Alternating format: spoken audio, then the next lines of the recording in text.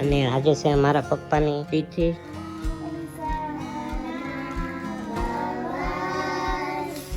તો એના માટે છે ને બધું શીખવું પડે. હું હજી શીખું છું, પછી તમને શીખવાડું બધાને.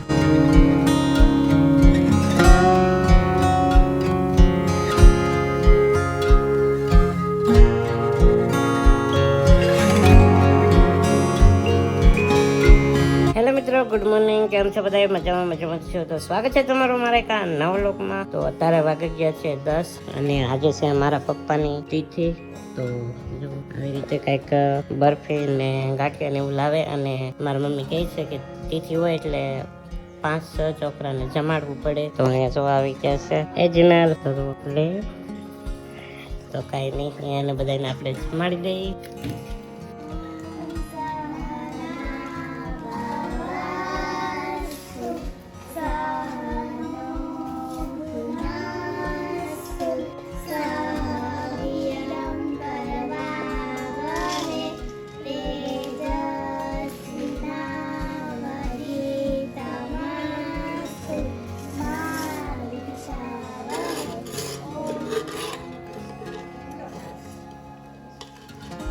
બોલો હરિહર ફાઇનલી. તો જો અહીંયા બધા જમવા માંડ્યા છે. કેવું બીનું જમવાનું? ગાંઠિયા ને બરફી ને શેણા. તો આવા કંઈક શેણા મારા મમ્મીએ બનાવ્યા. આપણે તો હુતા હા એટલે કાંઈ નહીં કર્યું.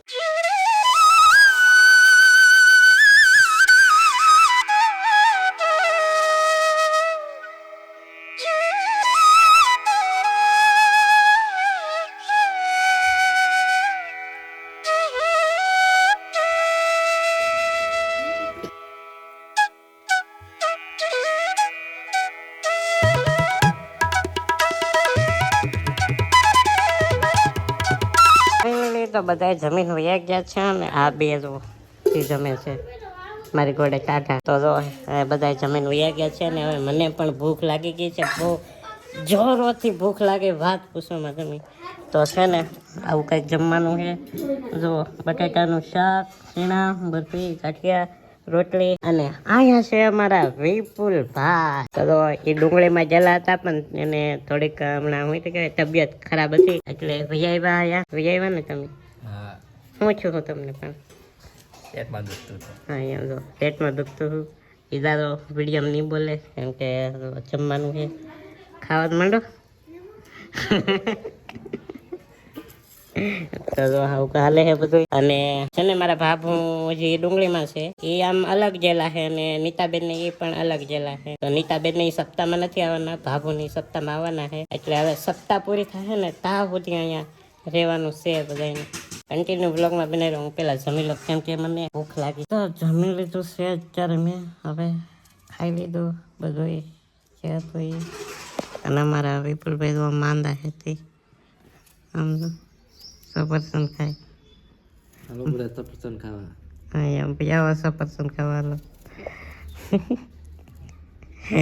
પેટમાં દુખતું સારું નથી ગયું હે?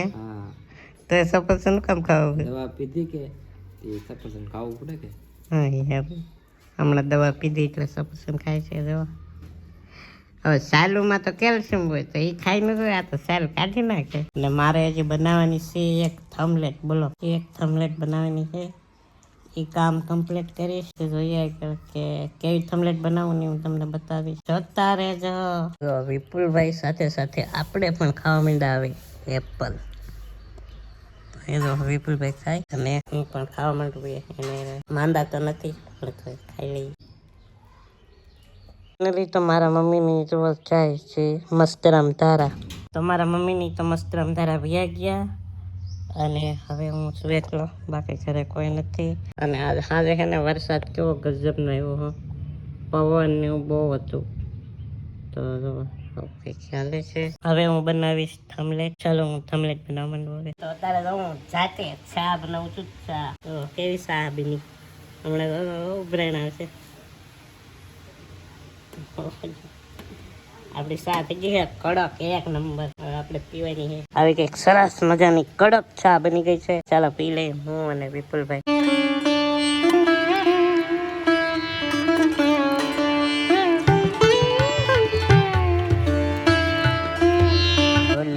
લાગે ને સા એક નંબર, કાંઈ ઘટે નહીં આપણી સામે. કેમ લાગે? તો આપણે પહેલી વાર બનાવ્યા કેવી બની કોને ખબર, બાકી પહેલી વાર બનાવી નાખી છે. હવે ચાલો પી લઈ ચા. આમ જોત ખરેખર પેલા ચા વિના ચેન પડે નહીં. તો ચા પી લીધી છે અને મારા મમ્મી હજી મસ્ત જ્યારે ગયેલા છે ને આવ્યા નથી એના માટે રાખી દીધી છે. પણ ચા છે ને આપણે ગળી બહુ થઈ ગઈ, કારણ કે પહેલી વાર બનાવી. વિપુલભાઈ મને સીધા ગળી કરી નાખી. આ શું ગળી થઈ ગઈ હોય ને, આ શું મેં કીધી ગળી થઈ. હાલા કરે બીજી વાર બનાવશું તાર મોટા પછી નાખવા, બાકી કઈ નહીં. કેવી બની ને શા કોમેન્ટમાં કહેજો. તારે વાગી ગયા છે 7:17 જેવું થયું છે અને આપણે જો થમલેટ બનાવી નાખી છે. તો જો આવી કંઈક થમલેટ બની છે. વિપુલભાઈ કેવી બની થમલેટ? જોવો તો જોવો તો આવો કેમ મસ્ત. આમાં પણ મસ્ત બને જ ને. કેટલી લેયરું છે બતાવું તમને. તો આપણે આ જોઈ લો અહીંયા બધી લેયરો છે. તો જો એટલી લેયરો છે, કેટલી બધી છે. આમ તમને લાગતી છે ઓછી, પણ એ ઓછી નથી. કેટલી છે જોઈ લો. 1 2 3 4 5 6 7 8 9 10 11 12 13 કેટલી બધી છે. આ બધી લેયરો ભેગી કરવાની ને તારે એક થમલેટ બને. જુઓ તમે આમાં તમને મારા શર્ટનો કલર ને બધું આમ તમને ઓલું લાગતું છે, પણ મેં થમલેટને ડાઉનલોડ કરી લીધી ને એ જોવા કંઈક આવી લાગે. જો આવી લાગે ને મસ્ત એક નંબર. આવી રીતની મોબાઈલમાં પણ આપણે બનાવીએ છીએ. તો એના માટે છે ને બધું શીખવું પડે. હું હજી શીખું છું, પછી તમને શીખવાડું બધાને. પહેલાં હું શીખી લઉં, કેમ કે મને ન આવડે તો કેમ શીખવાડવું. કા વિપુલભાઈ? અમારું વિપુલભાઈ શું હિસાબ કરે તો એનો હિસાબ કરો, એનો હિસાબ. ખંભો દુખવા માંડે. એનો હિસાબ એનો મહિનાનો વપરાય ઓલો એટલા વાપરવાના નહીં તો એનો કહેવાય કોઈ જો સિક્રેટ રાખે તો કાંઈ નહીં. એ કંઈક હિસાબ કરે ડુંગળીમાં ગયેલા છે એનો. અને બાકી આવી થમલેટ બની કેવી બની કોમેન્ટમાં કહેજો. અને અમારે સગરબંધી નિહાળેલી બજાવ્યા કેવું ને. હા કાલ વાવાઝોડું કેવું હતું? કેટલું વાવાઝોડું હતું. આ ઓશરી આખી કચરો એ પાછળ નિશાળમાં સંતાપડીને ઝાડવું છે ને, એ ઝાડવામાંથી બધા પાંદડા ઉડી ઉડીને સીધા આપણા ઘરમાં આવે. વાતો ને વરસાદ હતો ને બધું હતું. તો આવું બધું હતું.